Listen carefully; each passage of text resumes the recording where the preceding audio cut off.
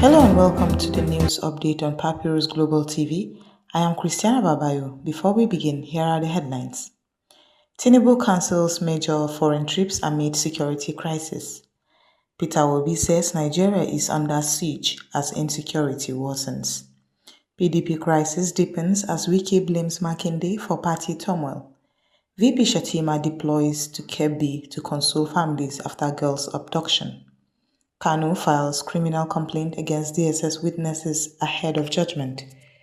Navy launches major sea inspection with multi-agency deployments. And now the news on full.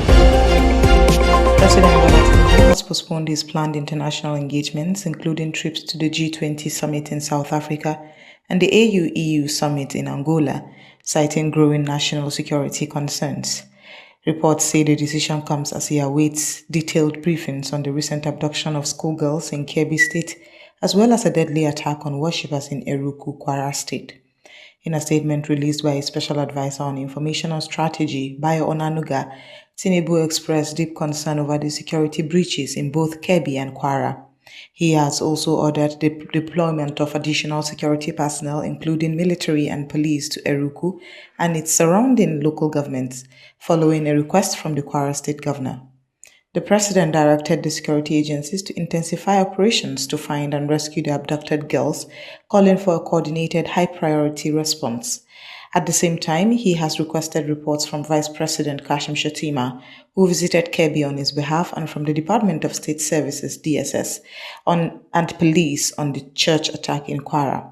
Observers say Tinubu's decision to postpone the trips reflects the gravity of Nigeria's insecurity. His suspension of the journey underscores a shift in focus, prioritizing national stability over international diplomacy at a moment of heightened risk. Former Labour Party candidate and political figure Peter Obi has sharply criticized the federal government, warning that Nigeria is effectively under siege due to rapidly escalating insecurity. While the specific Journalist 101 article you referenced isn't verifiable in major media outlets, similar commentary from Obi reflects his growing alarm at national instability. Obi has consistently called on the government to declare a national war on violence, urging a unified and urgent response to the rising toll of kidnappings, banditry, and attacks across the country. He argues that the scale of violence now rivals that of active conflict zones and says the government's inability to respond effectively is deeply undermining democracy and public trust.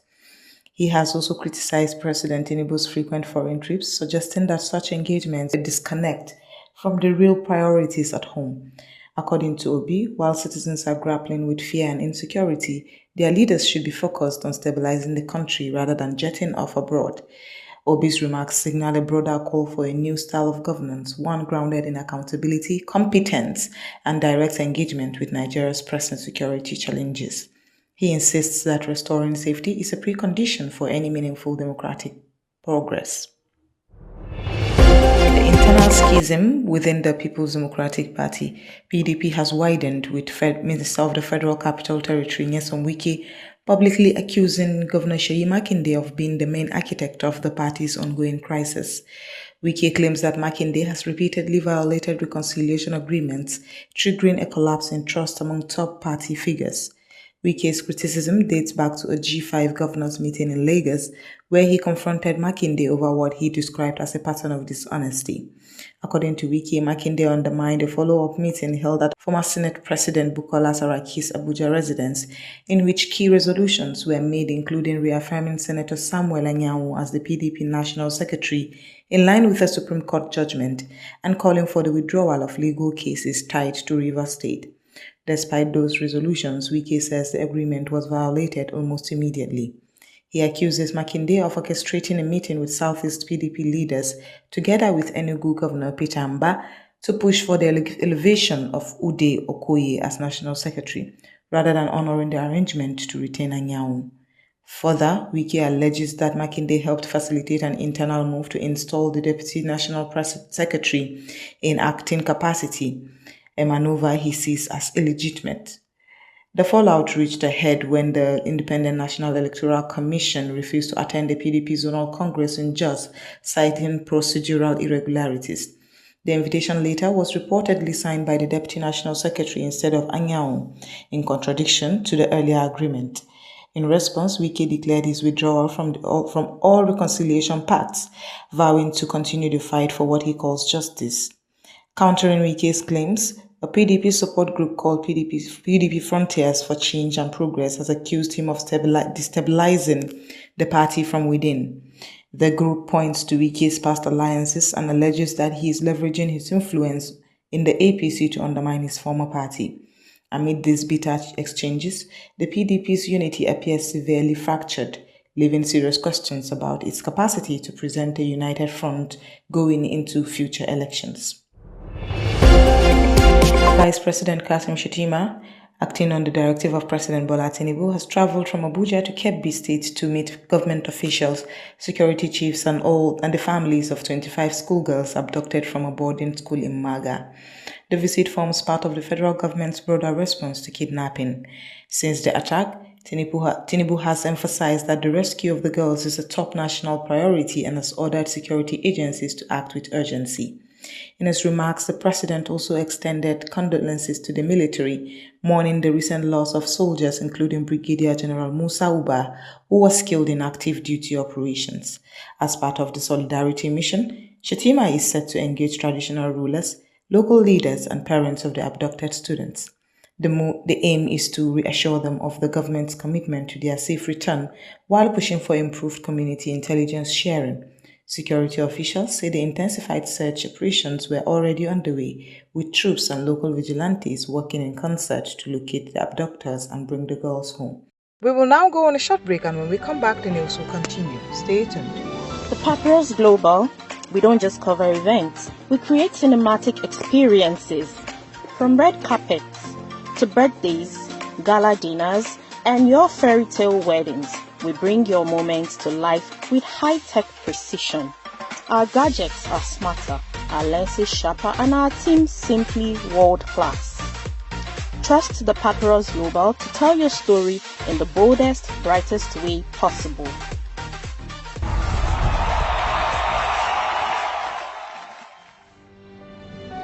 Welcome back, and now the news will continue.